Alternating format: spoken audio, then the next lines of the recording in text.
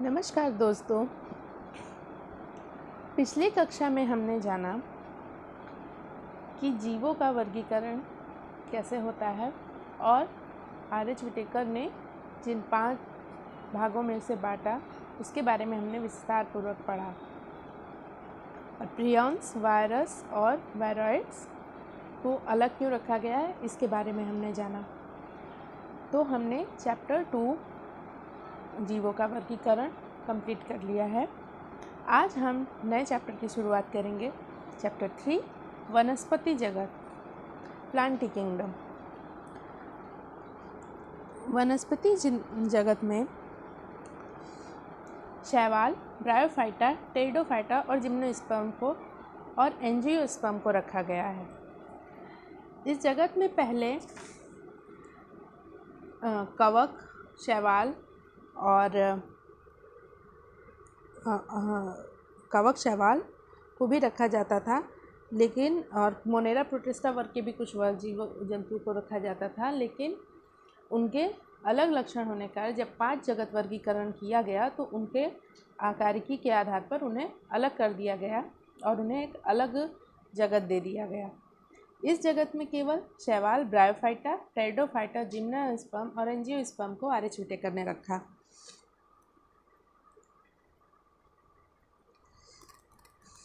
पहले आकारिकी के पत्तियों की संख्या के आधार पर वर्गीकरण करते थे और मुख्यतः कायिक गुणों एवं पुमंग की रचना के आधार पर वर्गीकरण करते थे कैरोलस लिनियस के अनुसार, तो उसे कृत्रिम वर्गीकरण कहा जाता था। उन्होंने बहुत ही समय पर वाली संबंधित स्पीसीज़ को अलग कर दिया था। इसका कारण था कि वे बहुत ही कम गुणों पर आधारित थे। कृत्रिम वर्गीकरण में कायिक तथा लैंगिक गुणों को मान्यता दी गई थी, लेकिन ये स्वीकार नहीं हुआ और हम जानते हैं कि कायिक गुणों में प्रायः पर्यावरण के अनुसार परिवर्तन हो जाता है। तो कृत्रिम वर्गीकरण में कायिक गुणों के आधार पर वर्गीकृत किया गया था, जबकि प्राकृतिक वर्गीकरण में जीवों में प्रकृति से संबंध तथा बाह्य गुणों के साथ साथ भीतरी गुणों जैसे शारीर, भ्रूण विज्ञान, पादप रसायन आदि के आधार पर प्राकृतिक वर्गीकरण किया जाता है।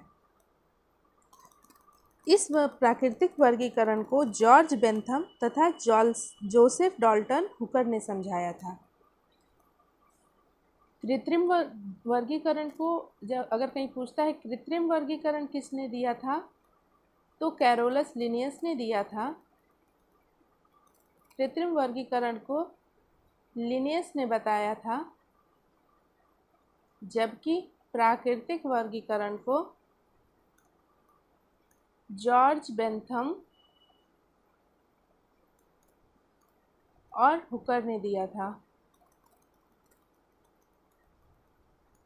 इसमें जो होता है कि क्या होता है कि आकारिकी गुणों के आधार पर वर्गीकृत किया जाता था, लेकिन प्राकृतिक वर्गीकरण में प्रकृति से संबंध के आधार पर, उसकी रसायन के आधार पर, रासायनिक संगठन के आधार पर वर्गीकरण किया जाने लगा।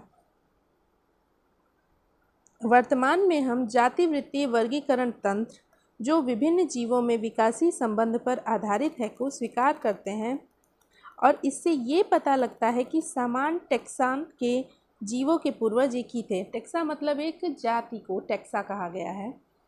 टेक्सा एक पर्टिकुलर जाति को कहा जाता है, जैसे हम मनुष्य जाति के हैं, कोई बकरी जाति का जीव या फिर गाय की प्रजाति का, तो उसको टेक्सा कहा जाता है। तो इससे ये पता लगता है जातिवृत्तीय वर्गीकरण में कि समान टेक्सा के जीवों के पूर्वज एक ही थे, जैसे मनुष्यों के, बंदरों के पूर्वज कपी थे। अब हम वर्गीकरण की कठिनाइयों को हल करने के लिए विभिन्न सूचनाओं तथा अन्य स्रोतों का उपयोग करते हैं, और यह तब और भी कठिन हो जाता है जब कोई जीवाश्मीय प्रमाण उपलब्ध ना हो। संख्यात्मक वर्गीकी, जिसे अब सरलता से कंप्यूटरीकृत किया जा सकता है, सभी अवलोकनीय गुणों पर आधारित है। सजीवों के सभी गुणों को एक नंबर तथा एक कोड दिया गया है और इसके बाद इसे प्रोसेस किया जाता है। प्रत्येक गुण को समान महत्व दिया जाता है और उसी समय सैकड़ों गुणों को ध्यान में रखकर वर्गीकरण करते हैं। आजकल वर्गीकीविद जो भ्रांतियों को दूर करने के लिए कोशिका वर्गीकी की कोशिका विज्ञानी सूचनाओं जैसे क्रोमोसोम संख्या, रचना, व्यवहार, रसायन वर्गीकी जो कि पादप के रासायनिक कारकों का उपयोग करते हैं। तो मतलब कहने का ये है कि पहले जो कैरोलस लिनियस ने वर्गीकरण किया था उसको कृत्रिम वर्गीकरण कहा जाता है। प्राकृतिक वर्गीकरण जॉर्ज बेंथम हुकर ने दिया था और ये वर्गीकरण जो प्राकृतिक वर्गीकरण है क्रोमोसोम्स के आधार पर, रासायनिक संगठन के आधार पर किया जाता है, जिससे कि एक पास के जो जीव होते हैं उनमें हौच पौच नहीं होता है। आराम से हम वर्गीकरण करके समझ सकते हैं कि उसके क्या लक्षण हैं, क्या गुण हैं और उस टैक्सा को किस भाग में रखना चाहिए। अब हम जानते हैं कि इस चैप्टर में हमें क्या पढ़ना है। इस चैप्टर में हमें पढ़ना है शैवाल, bryophyta, pteridophyta, gymnosperm, angiosperm. Plantae जगत में ये 5 सब किंगडम आते हैं और इसके बारे में हमें पढ़ना है। पहले पढ़ते हैं हम शैवाल के बारे में। शैवाल क्या होते हैं? शैवाल क्लोरोफिल युक्त सरल थैलॉइड स्वपोषी तथा मुख्यतः जलीय जीव हैं। शैवाल क्या है? क्लोरोफिल युक्त, इनमें क्या होता है? क्लोरोफिल प्रेजेंट होता है।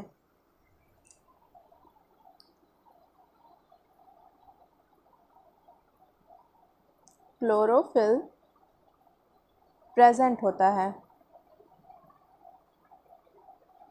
क्लोरोफिल युक्त, और ये एक्वेटिक होते हैं, यानी कि इनके लिए जल चाहिए होता है, पानी की ज़रूरत होता है, जलीय होते हैं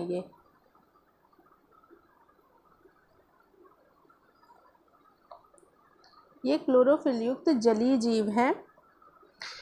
जो अब क्लोरोफिल है तो इनमें क्या होगा? पोषण, स्वपोषण होगा। ये स्वपोषी होंगे अगर क्लोरोफिल है तो। ये नमी युक्त स्थानों पर भी पाए जाते हैं। ये एक्वेटिक होते हैं, स्वपोषी होते हैं, इनमें क्लोरोफिल प्रेजेंट होता है तो ये अपना खाना खुद बनाते हैं, यानी कि स्वपोषी होते हैं। कभी कभी ये नमी युक्त स्थानों पर भी पाए जाते हैं, जैसे पत्थरों, मिट्टी तथा लकड़ी पे पाए जाते हैं। कुछ प्राणियों के संगठनों में भी पाए जाते हैं। शैवाल जैसे स्लॉथ को पसीना बहुत ज़्यादा आता है और वहाँ भी इसकी स्किन पे नमी रहती है तो उस पर भी ये पाए जाते हैं। शैवालों के माप तथा आकार में बहुत भिन्नता होती है। इसके आधार पर इन्हें अलग अलग 4 भागों में डिफरेंशिएट किया गया है। शैवाल कायिक तथा लैंगिक और अलैंगिक जनन करते हैं। कायिक जनन जो होता है विखंडन विधि द्वारा होता है, मतलब उसका एक खंड से एक नए थैलस का निर्माण होगा। ये थैलस बनाते हैं तो एक छोटा सा पार्ट टूट करके एक नए थैलस को बनाएगा। अलैंगिक जनन जो होता है वो बीजाणुओं के द्वारा होता है। अलैंगिक जनन बीजाणुओं के द्वारा होता है। ये बीजाणु जूस्पोर होते हैं, जूस्पोर कहलाते हैं। इनमें कशाभिक पाए जाते हैं, यानी फ्लैजिला पाए जाते हैं और ये गतिमान होते हैं, मोटाइल होते हैं, गति करते हैं।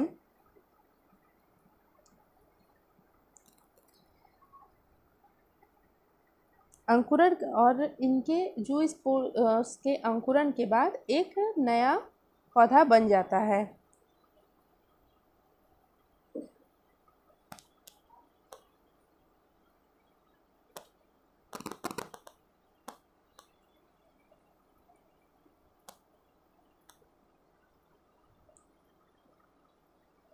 लैंगिक जनन कैसे होता है?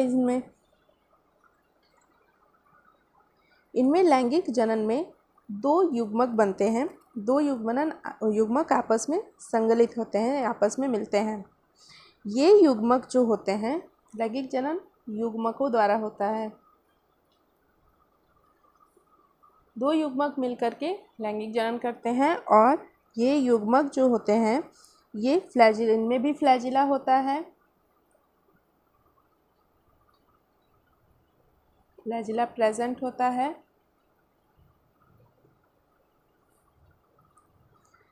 और इनमें कभी कभी फ्लैजिला नहीं होगा, अलग अलग जो इनके अलग अलग टाइप में अलग अलग तरह के युग्मक होते हैं। तो इसमें जो युग्मक, किसी में फ्लैजिला प्रेजेंट हो सकता है और किसी में फ्लैजिला प्रेजेंट नहीं होगा। तो ऐसे जब युग्मक मिलकर के इसका जनन करते हैं इसमें, तो ऐसे जनन को हम समयुग्मकी कहते हैं। जो युग्मक एक समान होते हैं, आकार माप में एक समान होते हैं, उन्हें हम समयुग्मकी कहते हैं। जब विभिन्न माप वाले दो युग्मक संयुक्त होते हैं आपस में, तो उन्हें विषम युग्मकी कहते हैं। समयुग्मकी जैसे कि स्पाइरोगायरा में जो युग्मक बनते हैं वो एक जैसे ही होते हैं, तो उसे समयुग्मकी कहा जाता है, उसमें होने वाले जनन को। और यूरोडाइना में जैसी कुछ स्पीसीज होती हैं जिसमें असमयुग्मकी जनन होता है या विषम युग्मकी जनन होता है। शैवाल वर्ग तथा उनके शैवाल वर्ग जो होता है वो मनुष्यों के लिए बहुत उपयोगी होता है।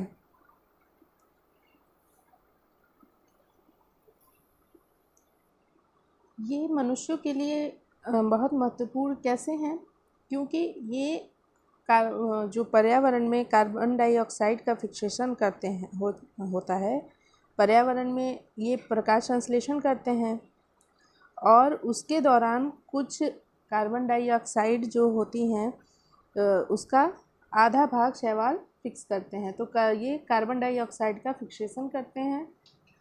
अपने आसपास के पर्यावरण में जो ऑक्सीजन घुली हुई रहती है, उस घुली हुई ऑक्सीजन को ये क्या करते हैं कि उसका स्तर बढ़ा देते हैं और ये अपना भोजन स्वयं बनाते हैं, इसलिए ये ऊर्जा के प्राथमिक उत्पादक के अंदर आते हैं।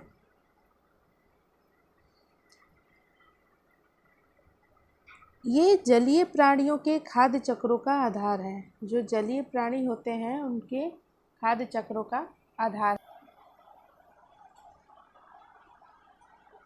पोरीफायरा, लेमिनेरिया तथा सरगासम की बहुत सी प्रजातियां ऐसी हैं जो समुद्र की 70 प्रजातियों में से हैं, जिसे भोजन के रूप में उपयोग किया जाता है।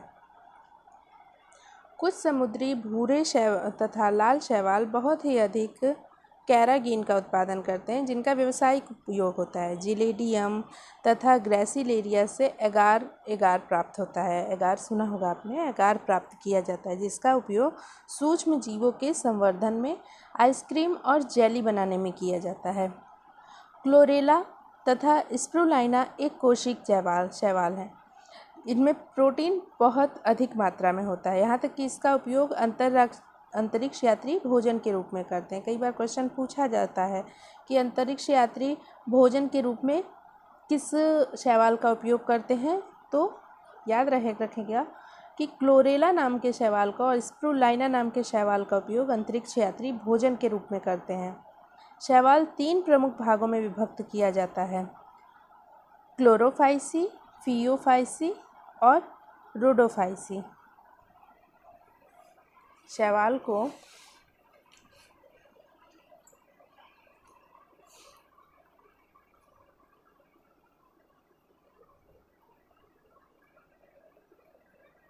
शैवाल 3 भागों में बांटा जाता है: क्लोरोफाइसी,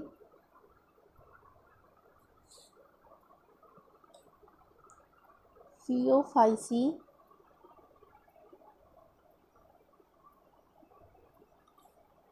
और रोडोफाइसी।